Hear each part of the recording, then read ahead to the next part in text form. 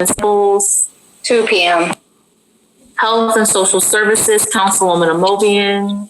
2:30. Public Utilities and Green Committee, Councilman Freeman. 2:45. And I do see there's some other things coming before council. I do see Councilwoman Samples' hand. Thank you, Madam President. A few things. I have put in a request with Mr. Little about the bulk trash pickup. So that was handled this morning, mid-afternoon. So it's a lot. I sent him the picture. So I don't want our residents to think that we're ignoring trash bulk pickup. We just got it this morning. So I'm going to give Mr. Little time enough to handle it. Secondly, the mom who called in about the young man, I'm very concerned about that. I do have some questions for Interim Chief Caprez, why he's on call online with us. I'm just thinking about this charter section 142 that we just passed as we talk about the releasing of body worn camera footage, which was passed this past election cycle. And we have a mom saying that her son was beaten to a pulp. Last week is the first I've ever heard of it, and I usually get inboxes and emails all over from people. I'm concerned about that because I've not seen any footage sent to us as council about that. It's very disturbing what she's alleging.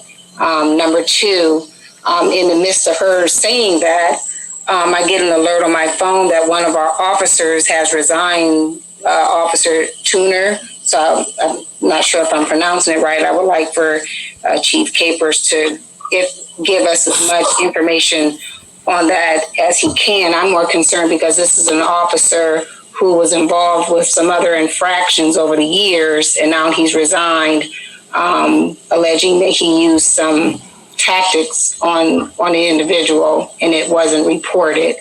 I'm concerned because we passed legislation, changed our charter as it relates to body worn camera footage, and we're talking about incidents that we know nothing about. I think as a council we should know about them because it gives us an opportunity to have those conversations with our residents instead of thinking that we're all just sitting on our hands doing and saying nothing at all. I think it gives us an opportunity to be able to be transparent, and that's what the legislation talks about, is the transparency. I'm concerned. So Chief Caprez, if you could give us some insight on this, I'd appreciate it because, we living in a different time right now, and all we hear about is all the homicides in the city of Akron.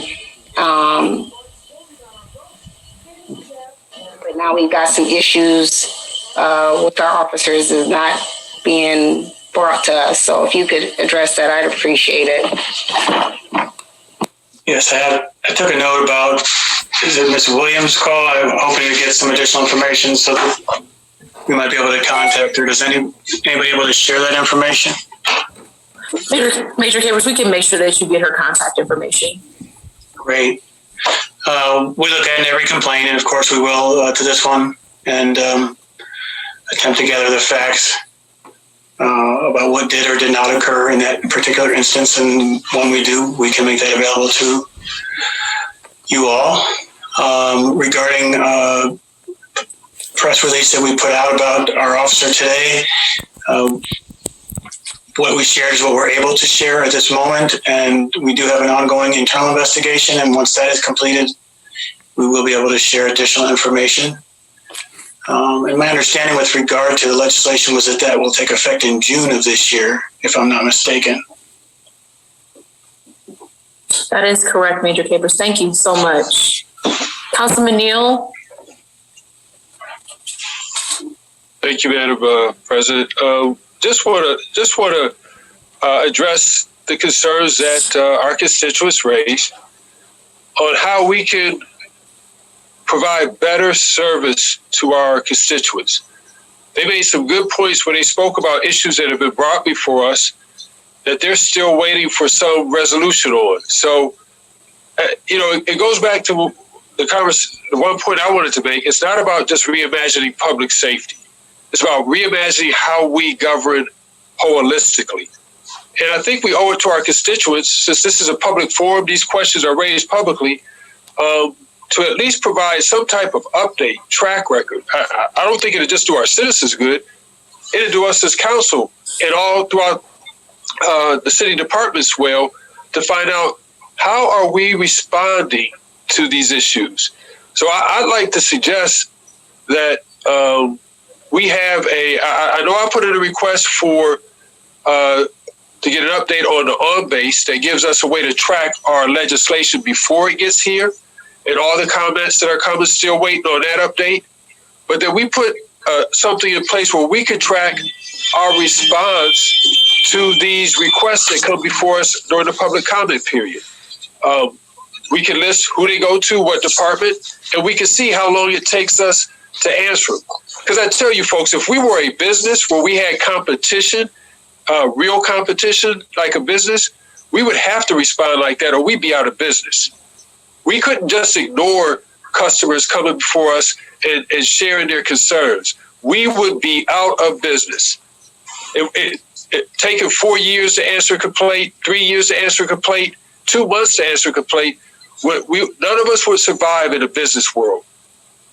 We have to have the same type of empathy and concern that we would want. So I'd like for us to, and I think it would do well for, just as we let the public see us engage our police officers as we look for new ways to improve our policing, let them see us sit and find better ways for us to address their concerns and put new systems in place to address the systemic things that exist that make it to where it takes us, as long as it takes us, to respond to our constituents.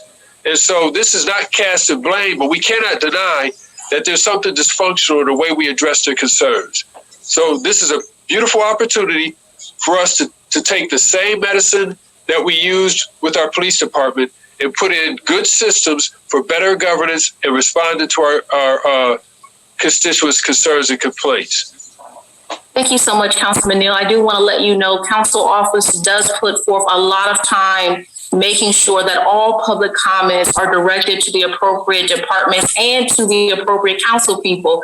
That's why I make that announcement afterwards, making sure and encouraging all council members to follow up on these public comments. Council office does not take all the time to document and to make sure that this information goes to you for you not to follow up. So council office is doing that. And so we just need you to do your part.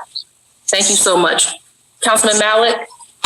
Thank you, Madam President. Just briefly, there was a comment about the Merriman Valley and the Tice Road property.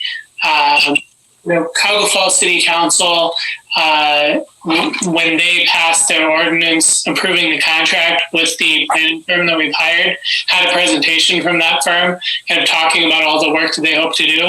Since we're going in 50-50 with them on this project, I really think that that's something where we would benefit from hearing that similar presentation. So I hope that's something that we can do in the coming weeks, is hear from that planning firm about the Merriman Valley master plan, because I think, we could use everyone's input. And then secondly, as Councilwoman Samples mentioned, it was sad to see that press release about the officer and, apparently, a use of force that's being investigated. I really appreciate the statement from the acting chief about accountability and transparency and the importance of that. I think that, in situations like this, when citizens are going to see, a headline about an officer resigning, I think that, hopefully as soon as that investigation is completed, we're all able to see that body camera footage, because obviously community trust is so critical, and we've had many conversations about that. But I do appreciate your fairness here. Thank you. Thank you so much, Councilman Malik. Is there anything else coming before council at this time from someone who has not had an opportunity to share? Motion to excuse Councilman Lombardo. Okay, so we do have a motion on the floor to excuse Councilman Lombardo. Can we get a second, Councilwoman Baylor? Second. Thank you so much. Councilman Neal, I see your hand. Yes, Madam President, thank you. I just wanted to state my comments were not, I understand that the clerk and that we have systems in place, but our systems can be improved. Our constituents are letting us know. It'll help all of us be more effective. And I'm just saying, just like our police department, we reimagined public safety. We scrutinized. We looked at every department, how they were functioning. We let them know it wasn't that we were saying that they weren't doing, putting forth their best effort, but we knew that it could be improved because we see what was happening out in the street. We see what's happening with the way we govern. Our constituents are letting us know. So this is not to cast blame. We are all in this together, but we cannot say that we cannot improve on the way we address our citizens' concerns. I'll go back to, I'm hoping that we can go back to see why it took us 4 years to address the tow truck legislation. Thank you, Councilman. It's not to cast blame, but we can't just kick the can down the road. If we can do it with our police department, we can do it amongst ourselves.